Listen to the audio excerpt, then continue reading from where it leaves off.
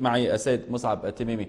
سيد مصعب، يعني مرجعية السيد الصرخي كانت أيضا قد تحدثت بهذه الطريقة، نفس ما تحدث السيد نزار بموضوع السيطرة والهيمنة ووجودها ونفوذها، وقوبلت بما قوبلت به والكل يعرف ماذا حصل.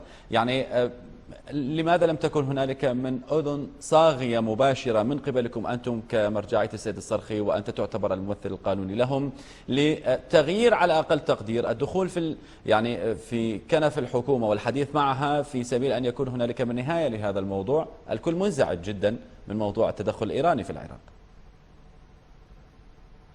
بالحقيقة احنا مواقف مرجعية السيد الصرخي الحسني واضحة جدا وصريحة في الوقوف ضد المد الصفوي في العراق،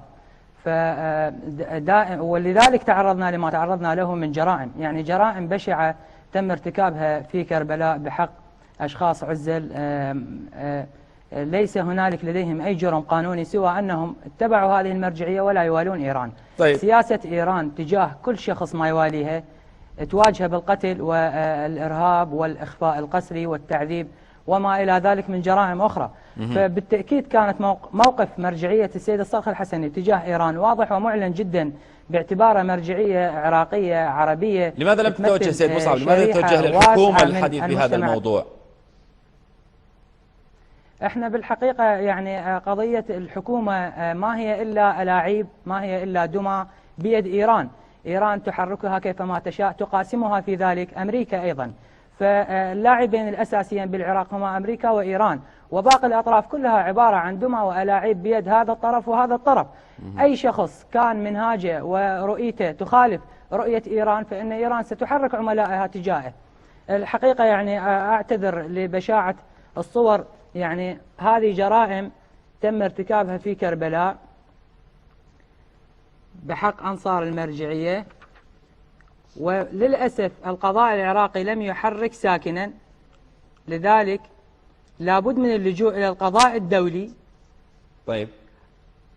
لغرض تحريك هذه القضايا أمامه. وللأسف يعني احنا قمنا بالتواصل مع مجموعة من المنظمات الدولية والجهات والشخصيات السياسية والقانونية.